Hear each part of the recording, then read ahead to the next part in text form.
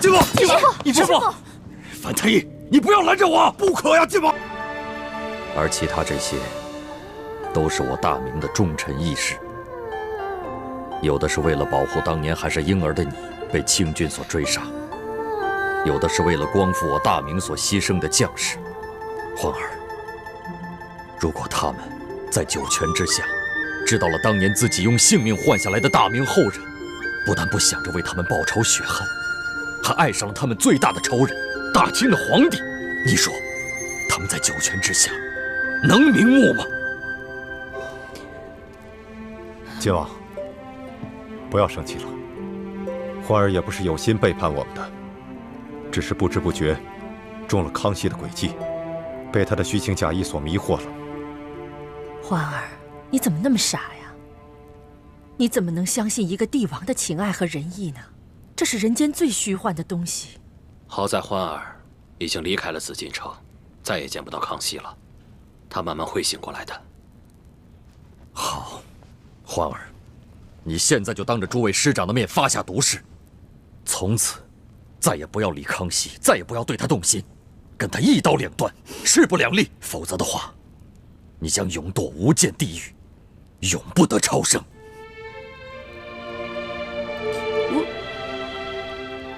我发不了这个誓，因为我做不到。我那样就是欺骗了各位师长，而且我也怕永堕无间地狱，不得超生。你，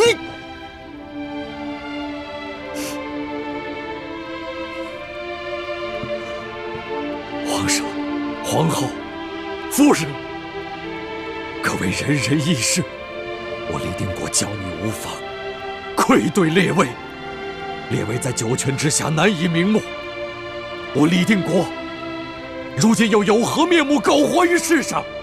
好，我这就到九泉之下来陪伴你们。晋王，晋王，师父，樊太医，你不要拦着我！不可呀，晋王。爹，我错了，我发誓还不行吗？不过我得换个说法，即使您不同意，你也不用去九泉之下陪他们，就让我死了，去九泉之下跟他们请罪吧。那你说来听听。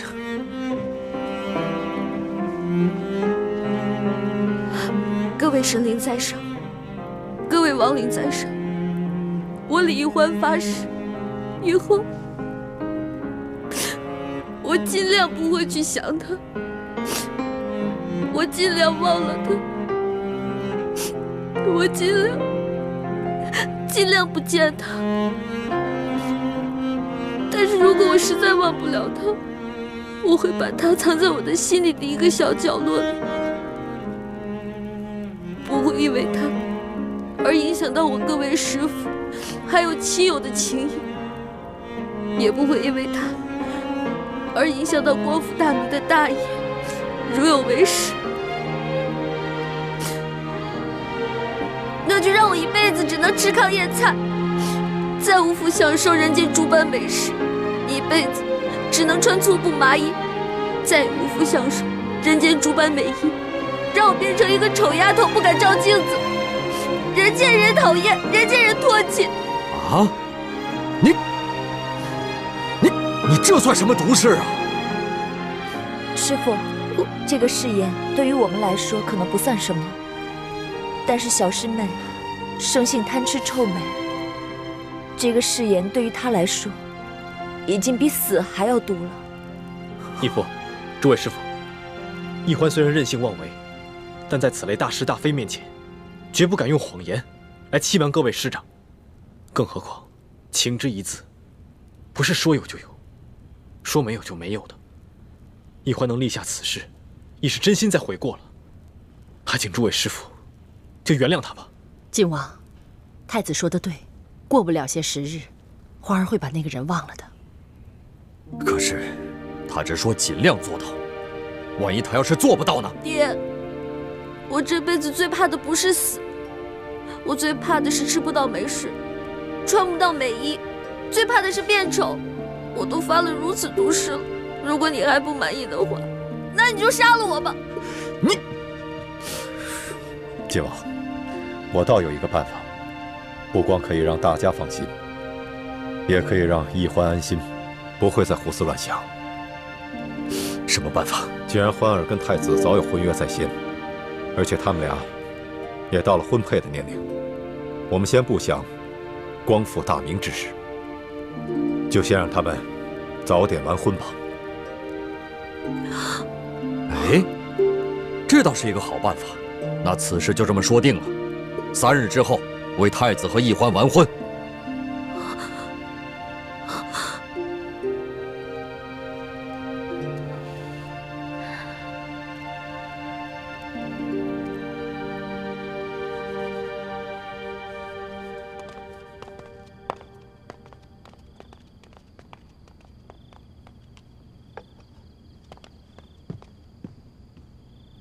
皇上，请用茶。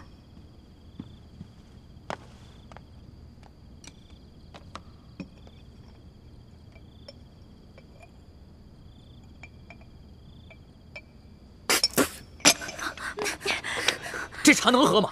啊，茶叶还没发好呢。皇上，奴婢给你换一杯吧。不用了，退下。是。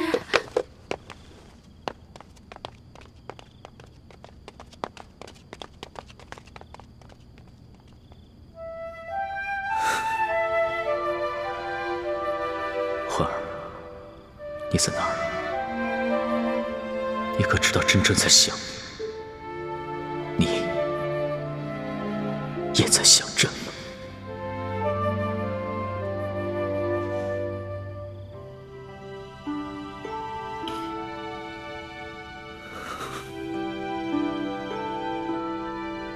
龙小弟，我现在正在想你呢，你有在想我吗？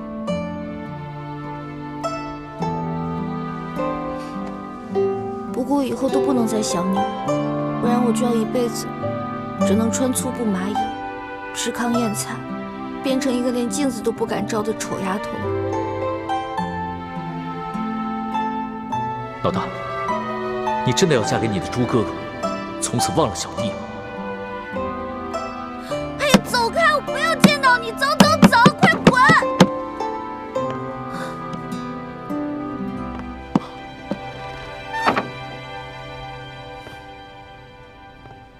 小师妹，我知道你讨厌我，但我不会滚的。叶哥哥，你误会了，我没有说让你滚。你穿成这样，你要去干嘛呀？我是来放你走的。放我走？嗯。小师妹，我知道你不喜欢我，不可能跟我走，但我也知道你其实也不爱大师兄，心里并不是真的想跟他成婚，对吧？你去后门吧，我在那里给你准备了1匹快马。可是什么呀？可是，机不可失，失不再来啊！你要是不想看到你爹作吻在你面前，你就只能悄悄逃走了。要不然，你真的嫁给大师兄，到时候你后悔都来不及了。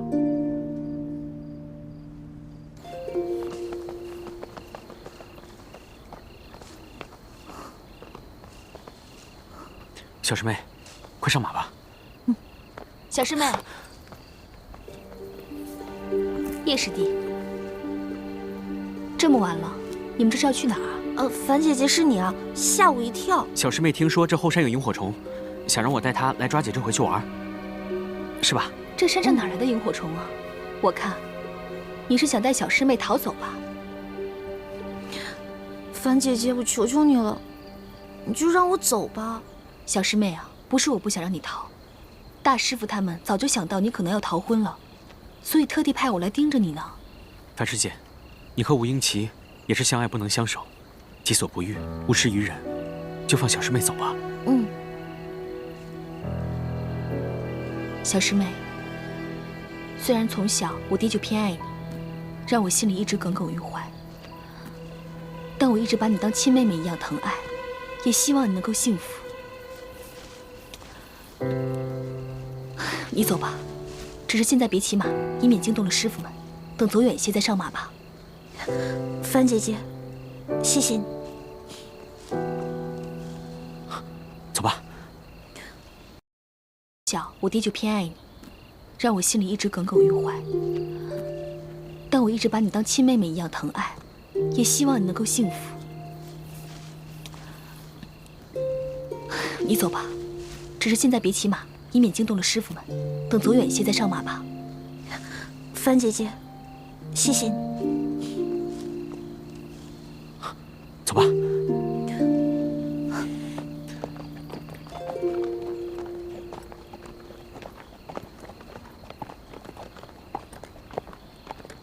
小师妹，我们只能送你到这儿了。你快走吧，万一被大师傅、大师兄发现了，那我们就惨了。好。你们早就被发现了。朱哥哥，叶师弟，你对易欢可真是上心了，居然帮他逃婚。朱哥哥，你别误会，不是他放我走的，是我逼着他让他放我走的。你就真的这么讨厌我吗？朱哥哥，我不讨厌，相反，我很喜欢你。可是我对你的喜欢跟对龙小弟的喜欢是不一样的。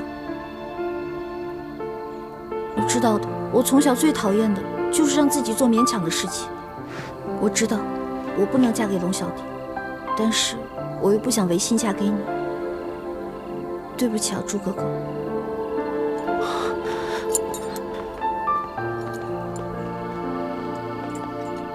大师兄，我不是想和你抢易欢，因为我知道，其实，在易欢的心里，我的地位跟你比差远了。我只是不想易欢嫁给他不想嫁的人，因为那样他不会幸福。朱哥哥，你现在既然已经知道我要逃跑了，我跟你回去，你能不能别怪罪叶哥哥？真的，我说到做到。我答应你回去以后，我再也不逃跑了。但你千万别告诉我爹还有师傅们，不然的话，叶哥哥肯定会被重重责罚的。不，我不能答应你。为什么呀？你知道我为什么在这等你吗？暗中监视我，防止我逃跑。原来朱哥哥在你心里就是这样一个不顾及你的感受，只知道禁锢你、逼迫你的人。你的意思是，你要放我走？是，我本想悄悄放你走，但没想到被叶师弟抢先一步。大师兄，你真的肯放易欢走啊？你明明可以和他成亲的。你喜欢易欢，希望她幸福，而我比你更爱她，难道我就不希望让她幸福，不能成全她吗？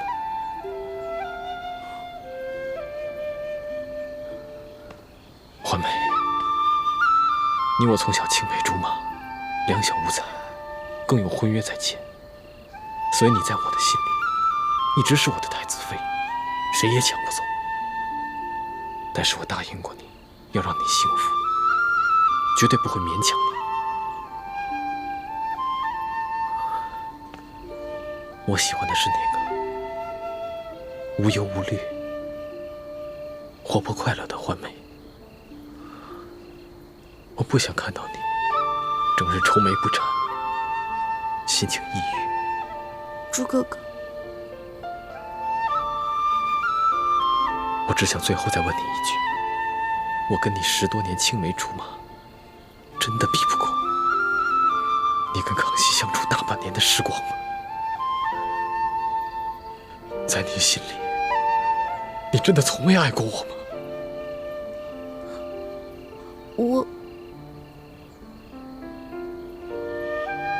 只要你愿意嫁给我，我会尽力让你这辈子幸福快乐。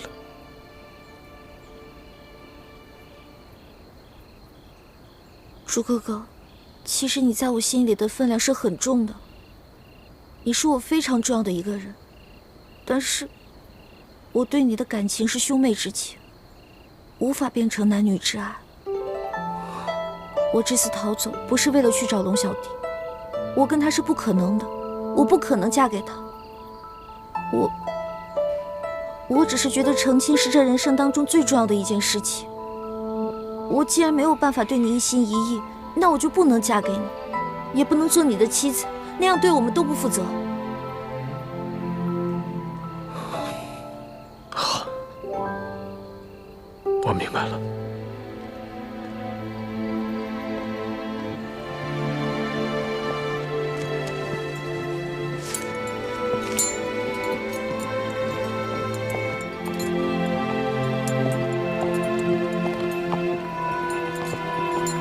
我给你准备了一匹马，还有一包你最爱吃的零食，包里面还有一些银两。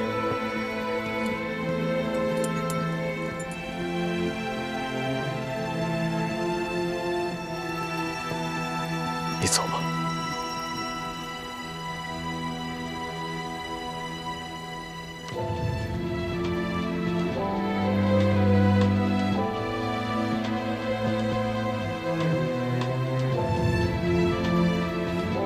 朱哥哥，谢谢你。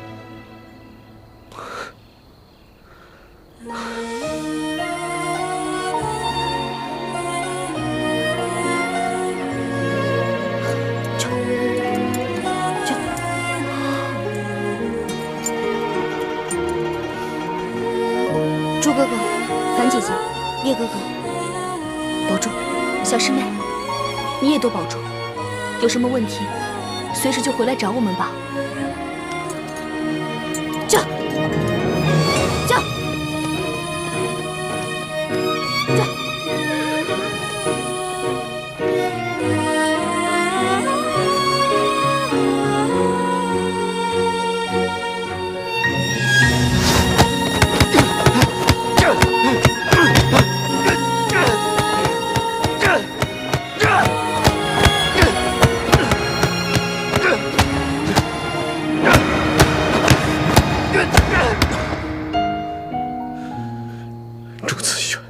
你真可怜，你不仅失去了你的江山，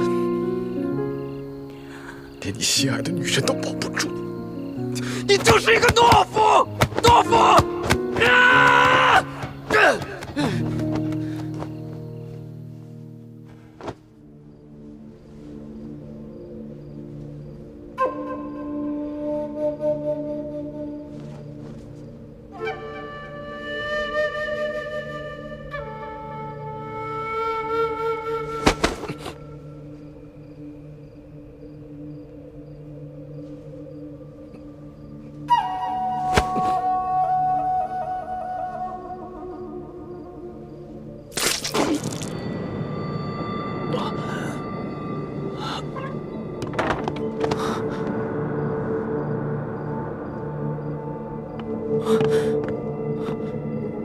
没想到小师妹的离开，对大师兄伤害这么大，他居然走火入魔了。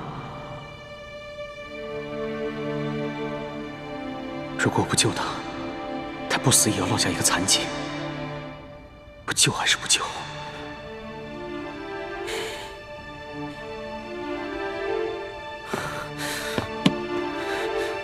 如果我不救他，以后玉欢知道了，一定瞧不起我，更加不会理我。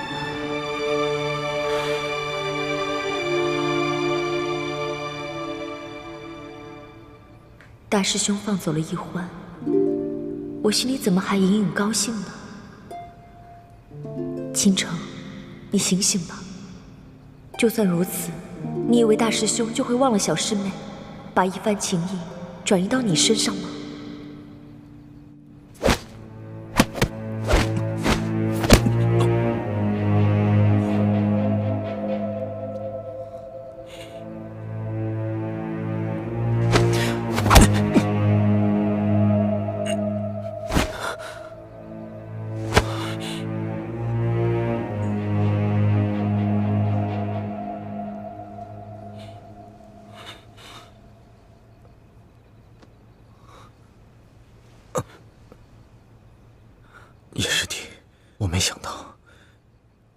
会牺牲自己的内力来救我。之前是我错看你了。大师兄，我是喜欢易欢，但我比你更难得到她，所以我才会放她走。可我没想到的是，你明明可以得到她，却也宁愿放她走。如果换作是我，我做不到。我打心里佩服你。好兄弟。这个。好，慢点，这好放。怎么了？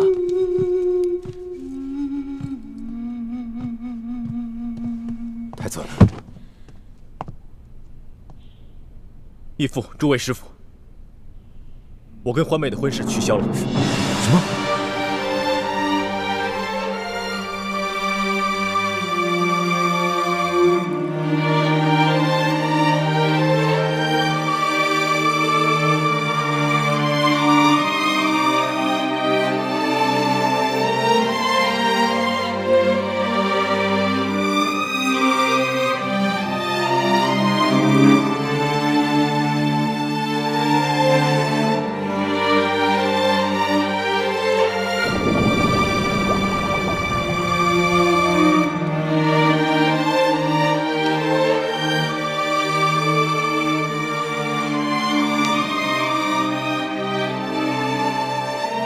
从今往后，你们要互敬互爱，相互帮助，以后光复我大明，就要靠你们了。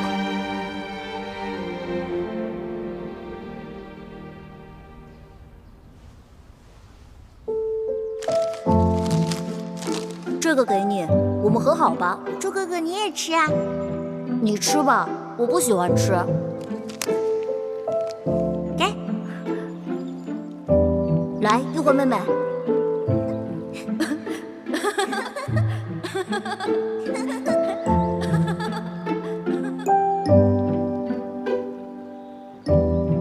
猪哥哥，虽然你放我走了，可你心里肯定是希望我留下来的。我就这么走了，你一定会很难过。天下这么大，我该往哪里去呢？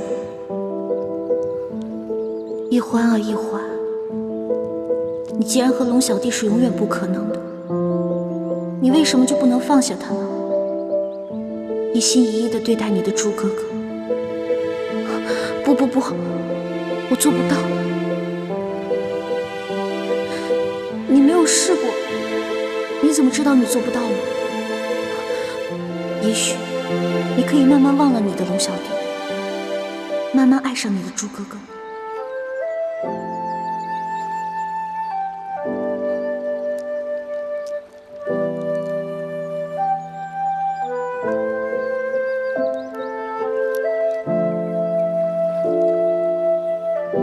看我一会儿怎么教训你。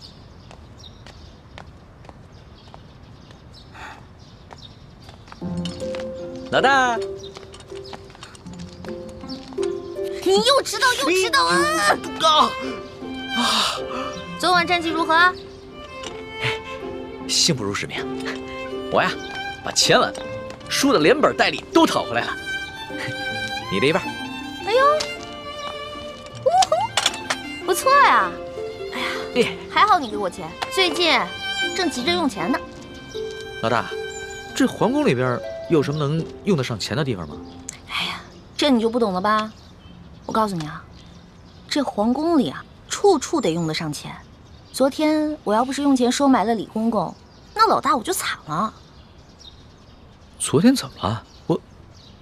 皇上不是早早的就睡了吗？哼，那个小皇帝啊，色狼得很，怎么可能啊？得亏啊，我哥哥给了我一条进过蒙汗药的丝巾，我偷偷带在身上，进入了寝殿，把那个小皇帝给迷晕了。要不然，哪有那么容易啊？你居然把皇上给迷晕了！这件事情要是让皇上知道了，你哥哥还有李公公那两个净室房的太监都是死罪。嘘，这这件事除了我还有我哥哥，就你知道，别人都不知道，不许跟别人说。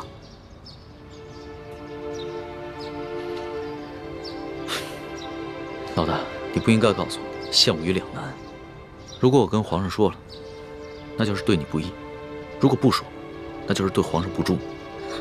我又不是去害皇上，我是为了自保。哎，你可别为了你的主子皇帝出卖我啊！如果真是那样的话，那我可就跟你割袍断义了啊！老大，不是我说你，你也太任性妄为了。要不是我在皇上面前说你好话，你有几个脑袋也早就掉干净了。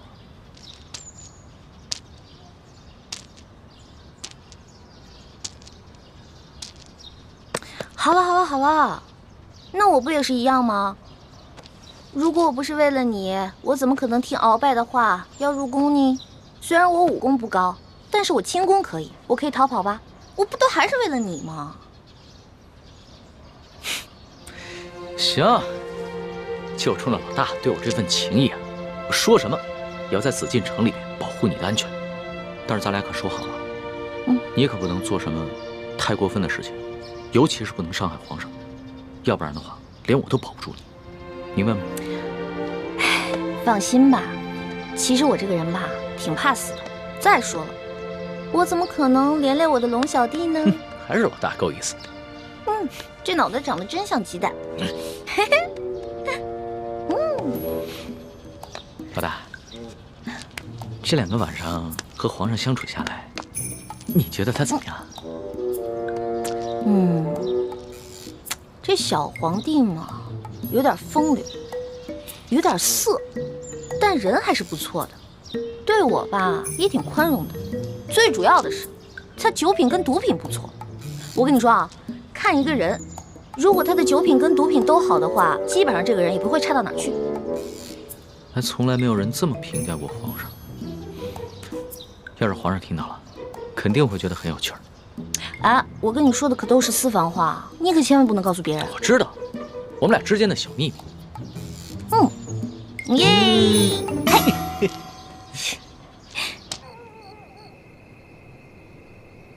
师姐，一会儿行动的时候，我去对付石青红和他的手下。吴应奇看起来好像不会武功，就交给你了。交给我？对，擒贼先擒王。只要我们制服了吴应奇，逼他交出永历帝的遗物，就一定能找到1号金钥匙了。然后呢？杀了他。为什么要杀了他？他虽然是吴三桂的儿子，却也是个心地善良的谦谦君子啊。吴应奇必须死。他死了，1号金钥匙也不见了，吴三桂和朝廷之间必定会相互猜疑。可是，如果我们真的这么做的话，会不会太不择手段了？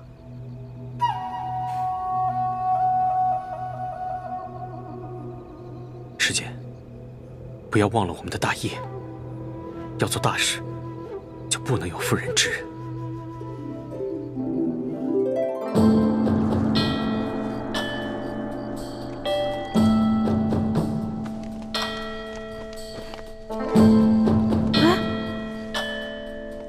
我的衣服和丝巾呢？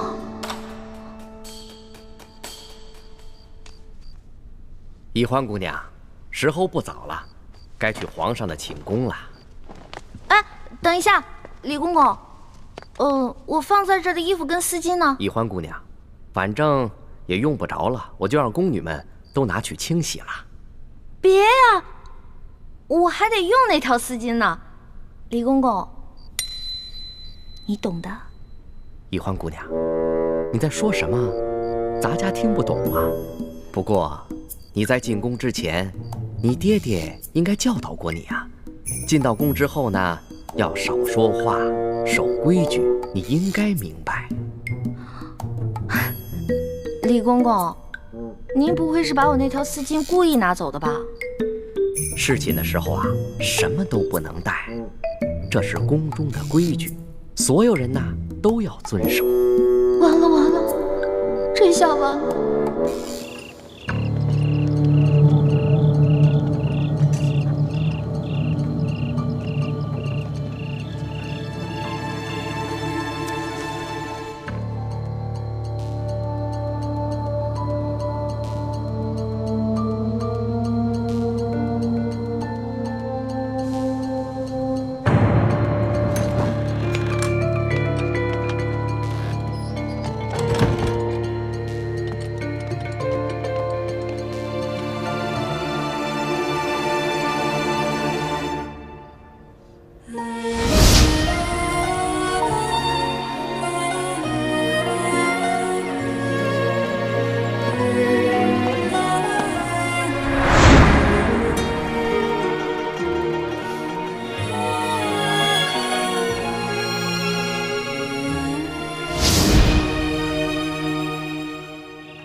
给我精神着点，提高警惕，听见没有？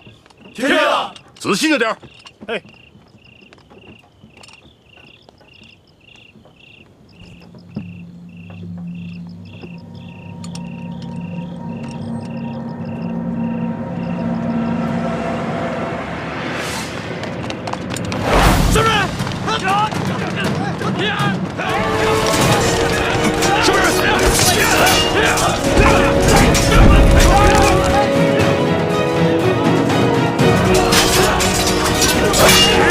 上面！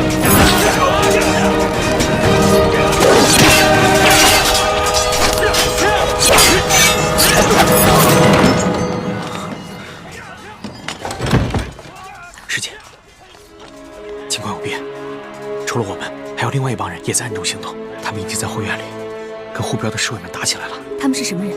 不清楚，不过他们和我们的目的不同。他们好像只是要劫镖。吴永琪的车队里，除了永历帝的遗物，还有很多送给京城权贵的礼物和云南特产，都是很值钱的东西。他们就应该是普通的江湖劫匪。如果他们只是劫财，那咱们可以不管。可就怕他们不分青红皂白的把永历帝的遗物也劫走了。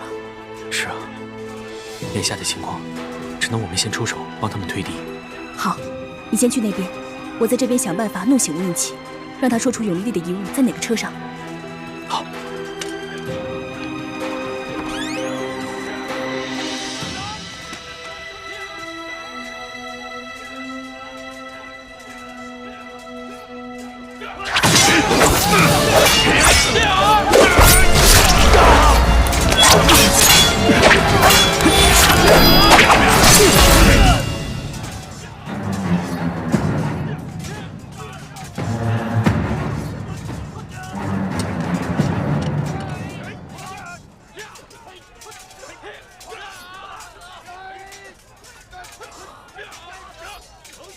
倩影姑娘，你怎么会在这儿？吴公子，有一帮盗贼正在劫镖，我哥哥已经去协助拾镖头了。我看你在屋里什么东西都没有，担心你有什么意外，所以就赶过来看一下。劫匪人多势众，怕是不能保全所有的财物。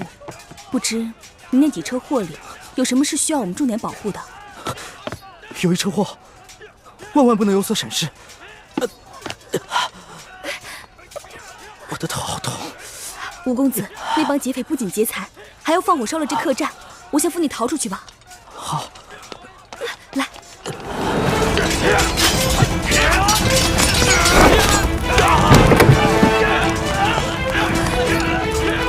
住手！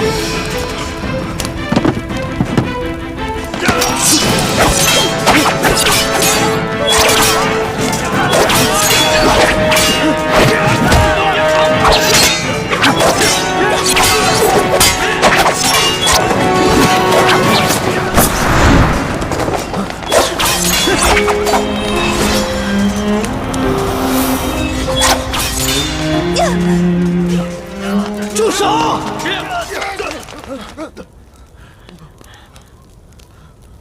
诸位好汉，你们不过是为了求财，又何必赶尽杀绝呢？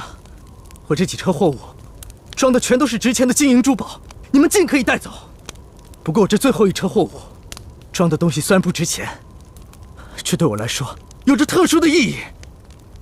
你们把这些金银珠宝带走，把这箱给我留下，如何？丞相，二公子，让他们走。钱财不过乃是身外之物，又何必多造杀孽呢？嗯。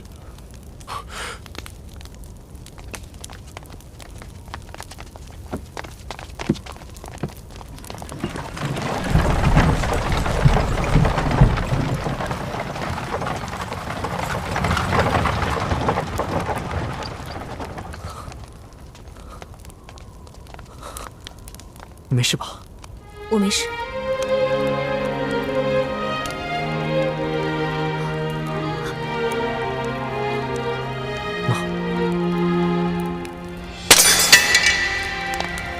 哎，姑娘，怎么办呢？今晚没了丝巾，哎呀，李公公这个家伙，肯定是识破了我的丝巾有迷药，怕带干系。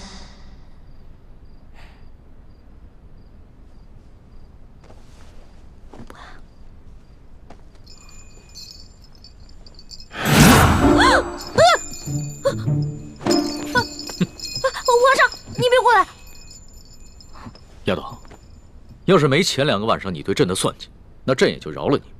可是你背信弃义在先，你可别怪朕对你不客气了啊！等一下，你怎么知道我昨天晚上算计你了？是不是龙三跟你说的？这个死龙三，什么都跟你说了，我再也不理他了。你就别埋怨龙三了，要不是他的话，朕岂能容你这么胡闹？停！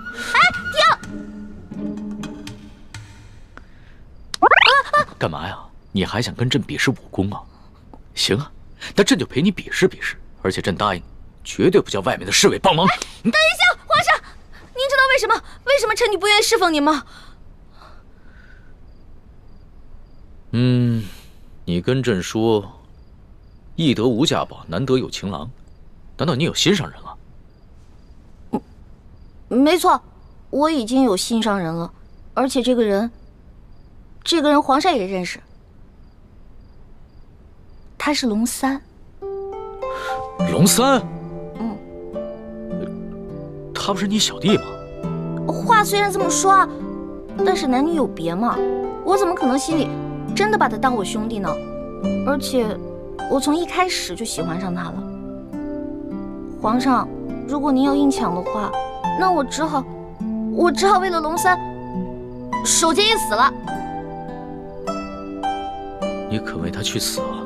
没错，皇上，龙三可是您的心腹啊，这古来圣明的皇帝都不可能抢夺自己手下的女人的，而且还会有意成全呢。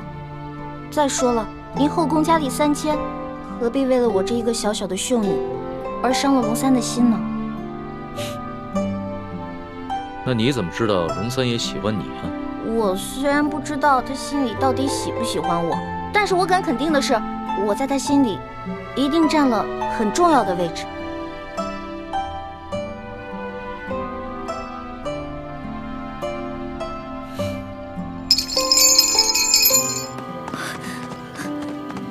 叶姑娘，叶姑娘，你等等！吴公子，你别追了，这3更半夜，荒山野岭的，实在是不安全。我不怕，我担心你。姑娘，你本是行侠仗义的江湖儿女，武功高强，勇敢善良，可是内心却不该如此的脆弱。况且一个人的容颜再美，也会逐渐老去。我们应求心之快慰，而不是因为皮相上的一点小瑕疵，就郁郁寡欢。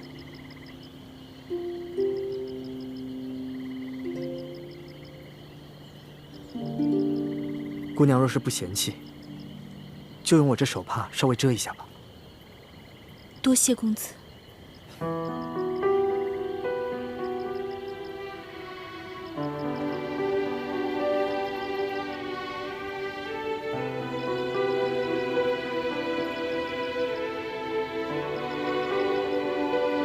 姑娘，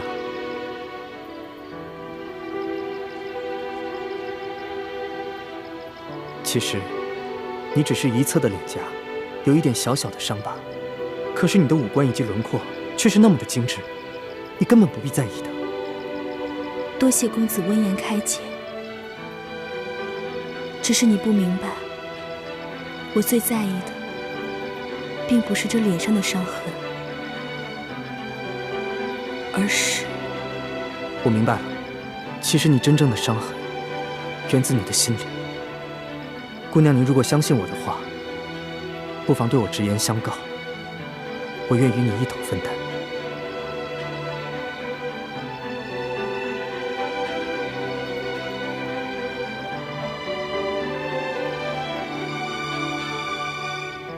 我这脸上的伤，是9岁那年落下的。那天，我妹妹缠着我，非要我陪她到山上玩。快跑！快跑！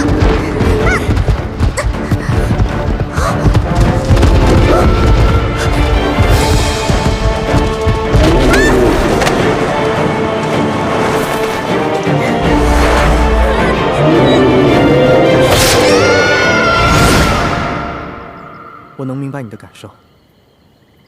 在那么危急的情况下，你的爹爹没有先救你，而是救你的妹妹。这说明在你爹爹心中爱你妹妹比较多，这不公平。最重要的是，这不是我的亲妹妹，而是我爹爹收养的。那我就更能理解你了。你一个9岁的小姑娘，在那么危急的情况下，都没有选择独自逃脱，而是回去救你的妹妹。这足见你的勇气，也足以见得你多么爱你的妹妹，哪怕她不是你爹娘亲生的。你所耿耿于怀的，不是你脸上的伤疤，而是你在那一刻才知道，原来在你爹爹心中，你妹妹的位置竟然比你这个亲生女儿还重要。这个打击实在是太大了。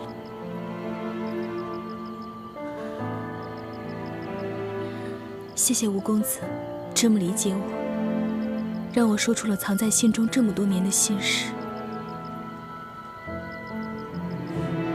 其实，我平时就不敢想，一想我就会恨自己。你居然会嫉妒你妹妹，你不是应该为妹妹的平安而感到高兴吗？你为什么要如此的心胸狭隘？这不是心胸狭隘，而是人之常情。我相信，除了圣人，每一个人处在你的位置，都会感到难过，感到悲伤。我也一样。谢谢公子理解。听你这么一说，我心里好受多了。其实，我爹爹是一代名医，他有个秘方，能配出冰肌血肤膏，治好我脸上的疤痕。只可惜，那些药材太过于珍贵难得，所以才一直没有配出来。都需要哪些药材？你能不能告诉我？说不定我可以帮到你。公子能找到那些珍稀的药材？实不相瞒，我乃是平西王府的2公子。哎，我们平西王府的药库啊，比之皇宫里的药库也相差无几。原来，公子是平西王府的小王爷啊！公子身份显贵，我只是跟着兄长浪迹江湖的贱民，和公子地位悬殊，还妄想和您做朋友，实在是高攀了。你这是什么话呀？你难道忘了，我们昨日在雨中一起营救产妇，而今晚又一起抵御劫匪？共历生死，这是何等的情谊啊！你如果再提什么身份贵贱，那岂不是俗气了吗？想不到，小王爷也是性情中人。倩影姑娘，你如果真的拿我当朋友啊，就不要再叫我什么小王爷了。何况我也是庶出，也没有资格继承我父王的爵位。我看干脆啊，以后我们就直呼其名，好不好？那以后我就称你2公子。哎呀，快点！石镖头，2公子，你可算回来了。我刚才腿受伤了，根本就追不上你们。叶少侠也找你们去了。我没什么事，刚才不过是陪倩影姑娘在外面散了散心。啊，今天多亏倩影姑娘和叶少侠相助，不然我这一车祸怕是保不住了。公子不必多礼，我们既然有缘同行，就是朋友，互相帮助也是应该的。不知那车货装的是什么，竟然比那些财宝还珍贵。你问这个干什么？我只是出于好奇，如果不方便回答，就当我没问。嗨，也没什么不能说的。这车货物啊，是我奉旨押送的前明永历帝遗物。二公子，石镖头，事到如今，如果再遮遮掩掩的话，那岂不是太不够朋友了吗？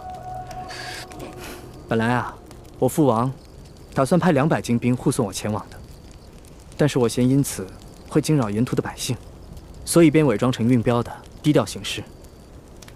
可是没想到，还是碰到了劫匪。事到如今，我也不敢再贸然前行了。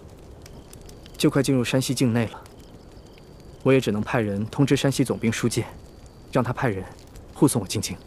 公子体恤百姓，实在是令人感动。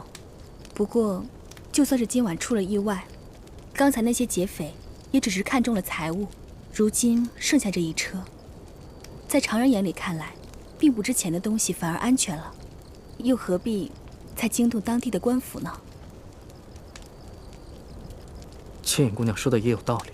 公子，万万不可呀！这车货虽然不值钱，但毕竟是朝廷下的明旨所要，就一定有它特殊的用意。万一再出了意外，不仅卑职性命难保，只怕还会连累到公子，甚至王爷。所以，万万不可再大意，还是尽快通知舒总兵前来护送的好。好吧，就按你说的办吧。这帮劫匪个个武功高强，不像是乌合之众，倒和我们一样，像是经过特殊训练的。我虽然之前练功走火入魔受了内伤，但对付几个劫匪不应该如此吃力，而且他们的身份很是蹊跷。但他们却只是劫财，对吴应奇押送的永历帝遗物却一无所知。石青红已经连夜派人去通知山西总兵舒介，恐怕过不了几日，就会有大批的人马前来护送。到时候，你我再想下手，恐怕就难了。那你的意思是？先下手为强，趁着天色还没亮，石青红又受了伤，杀了吴应奇，拿到金钥匙，这样就可以挑起朝廷和吴三桂的内斗。这，叶师弟，你这内伤还没好，而我也不想滥杀无辜。哎，不如我们换一个办法。那你有什么好办法？这吴应奇是个文弱书生，毫无江湖经验。今夜，我们帮他击退劫匪，他已把你我当成朋友。我想进去接近他，从他口中套出金钥匙的消息，悄无声息的把金钥匙拿走。这样也好。只要我们拿到了1号金钥匙，朝廷一定会以为吴三桂故意隐匿不交。如果朝廷能把吴应奇留在京城，甚至再杀了他，那比我们暗杀他的效果要好上很多。不过，吴应奇虽然看起来是个文弱书生，恐怕很难对付。你有把握套出他的话吗？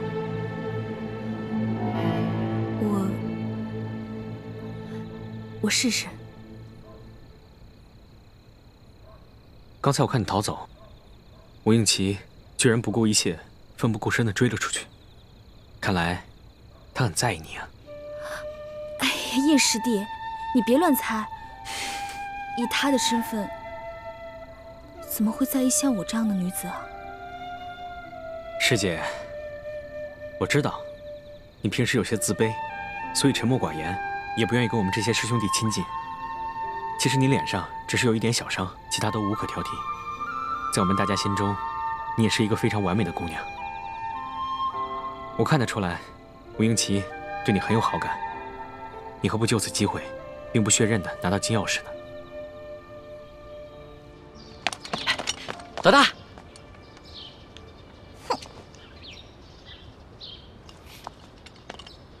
老大，老大，你干嘛不理我呀？为什么要理你啊？我们明明说好了，不许把我们之间的秘密告诉那个色狼小皇帝，你为什么要告诉他呀？老大，我冤枉啊！我这也是为了你好。你以为你前天晚上用丝巾迷晕皇上，皇上他没有起疑心吗？你昨晚上要是故技重施的话，皇上发现了，你这小命就难保了。所以啊，我才去找李公公，让他把你的丝巾给收了去，还在皇上面前替你百般求情。没想到你反过来还怨我，狗咬吕洞宾，不识好人心。你说的真的假的呀？那当然是真的，我们俩是拜把子兄弟，我会骗你吗？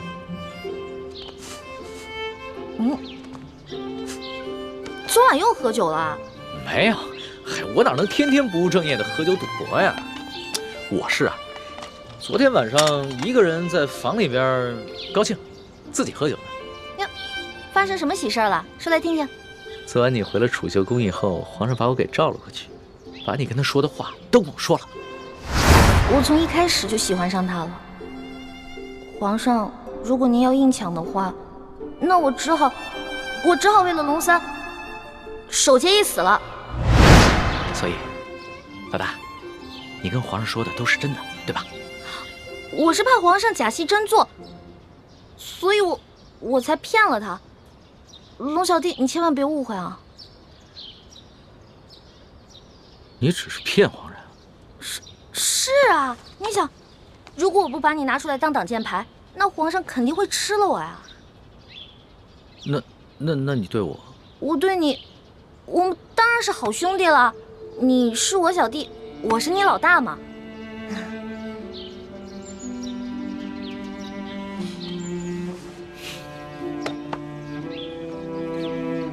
怎么了？你生气了？不是生气，也许你就是情窦未开，说了你也不懂，或者是你根本就是在装傻，所以不论我怎么说，你都会装作不懂。我们两个不是一直挺好的吗？我们俩是兄弟，这样相处不是也一直挺好的吗？那是以前，那是我还以为你是个男人的时候。可你现在呢，就是一个明艳动人、活泼可爱的女子，我怎么把你当成同性兄弟看待啊？龙小弟，我忘了告诉你了，我其实从小就许配给人家了。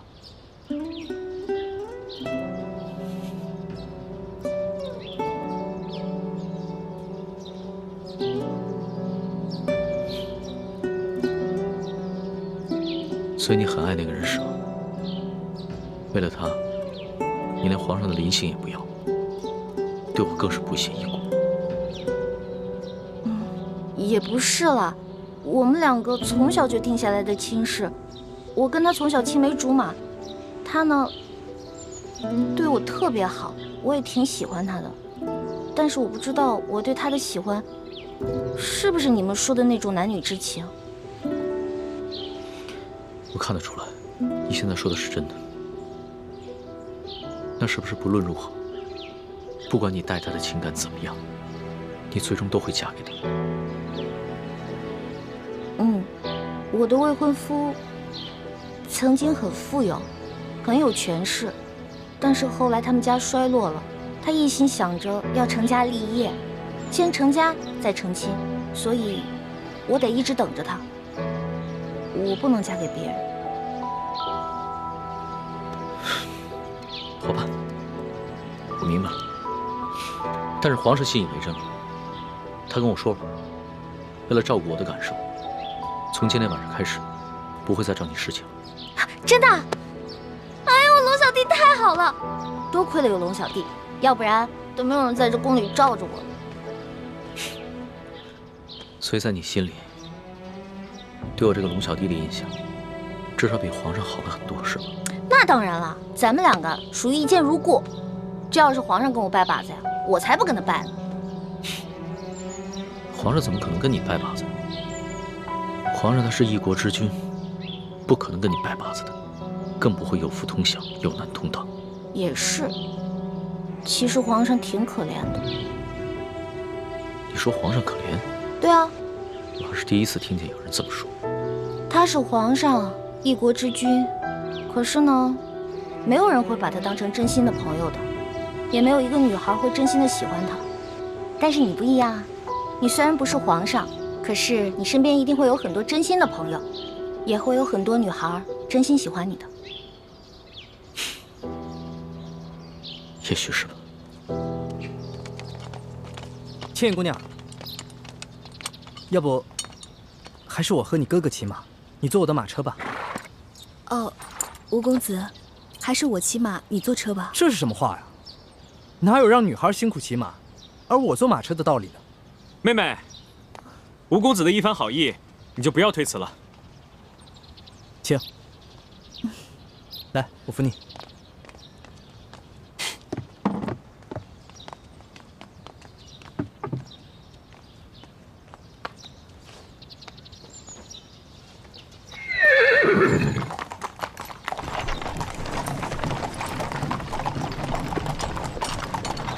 宣皇上口谕，封秀女易欢姑娘为答应，入住永和宫。谢皇上恩典。都起来吧。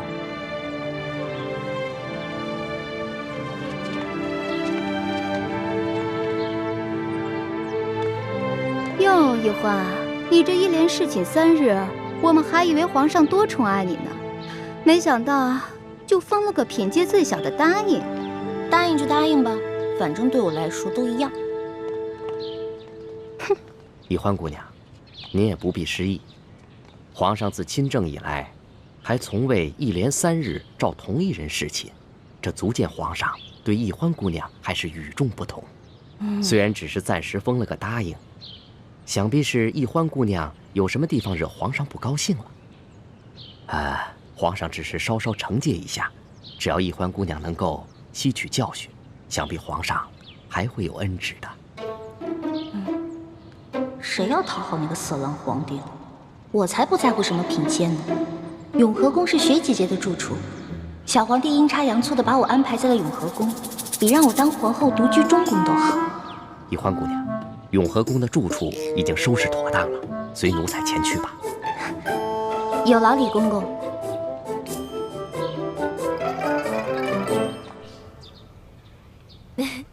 真想不到，皇上正巧把你安排在永和宫，这下咱们姐妹俩可以日夜相伴，互相照应了。就是啊，我本来特别讨厌那个小皇帝，结果他这么安排吧，我现在都不讨厌他了，又开始任性了。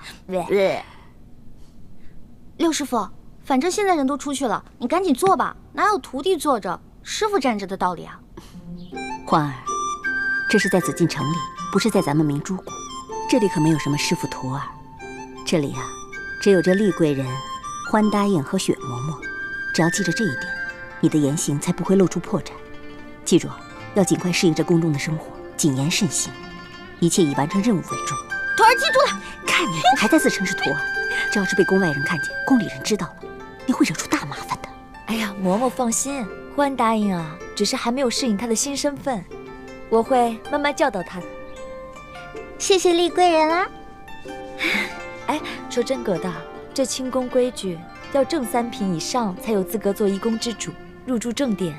眼下我还只是个正7品的贵人，所以只能住偏殿。不过啊，好在这个永和宫就只有我一个小主，省去了和其他嫔妃混住的许多麻烦。这也算是皇上对你我的优待了。不过徐姐姐，都说伴君如伴虎，你在宫里陪着皇上，是不是特别辛苦啊？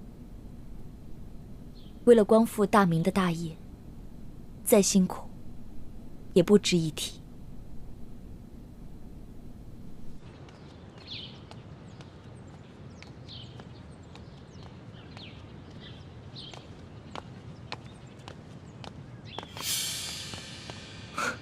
李公公，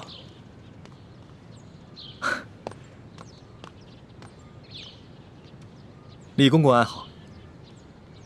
你是那个太医院新来的李太医吧？正是，卑职乃陕西榆林人士，刚入太医院不久，还望公公多多关照。好说好说好说。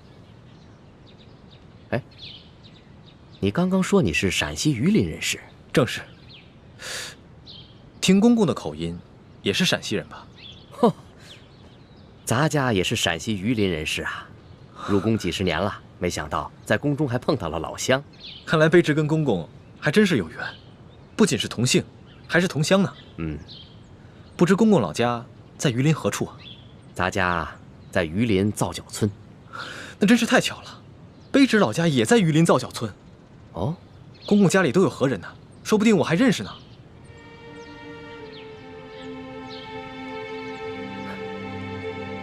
不可能，不可能，不可能，不可能！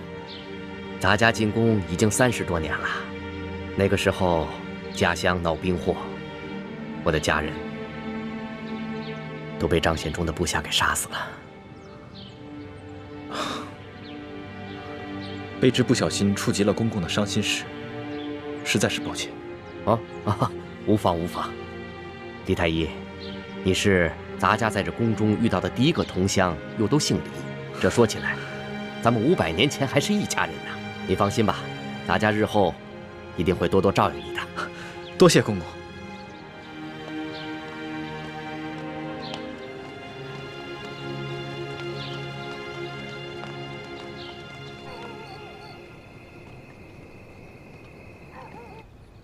一个人的容颜再美，也会逐渐老去。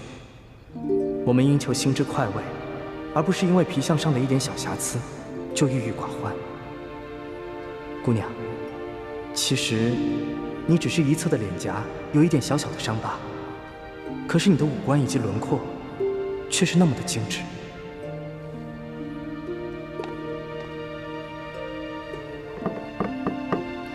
谁？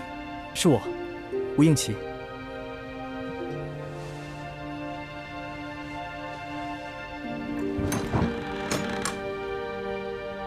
倩影姑娘，这么晚了，没打扰你休息吧？哦，请进来坐。我就不进去坐了，以免被好事之徒看到，有碍姑娘清誉。哎，对了，我看昨日你的行李被劫匪烧毁了，这是我为你准备的一些衣衫服饰，不知姑娘可否喜欢？多谢公子。那时候不早了，我就先告辞了。哎，等一下，公子，你的腿怎么了？说来也惭愧，许久不骑马了，蹭破一点皮儿，不碍事的。啊，那明天你乘车，我骑马吧。那怎么行？姑娘的肌肤肯定比我的更娇嫩，哪有让姑娘骑马的道理啊？那明天我们一起乘车。公子的腿伤，等好了之后再骑马也不迟啊。这恐怕不太方便吧？有什么不方便的？公子，你不是说过吗？你我是朋友，如果再在乎那些身份贵贱，就未免太俗气了。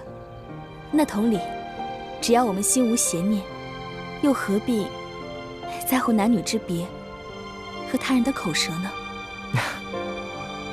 姑娘倒真是洒脱，倒是我太拘泥于礼法了。那就先这样，我告辞了。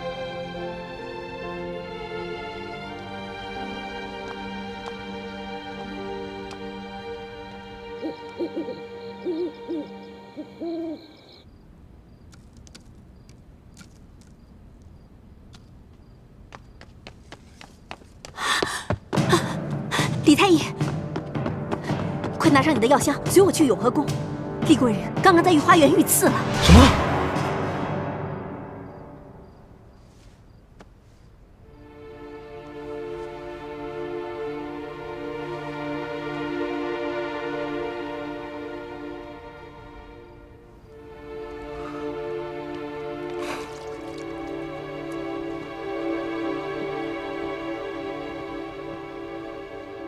还好没有伤及要害，他的伤我已经处理过了，只是因为失血过多，暂时还昏迷不醒。究竟是什么人这么大胆，居然敢在御花园行刺后宫嫔妃？今夜，皇上召见厉贵人去御书房下棋，下至半夜才让他回来。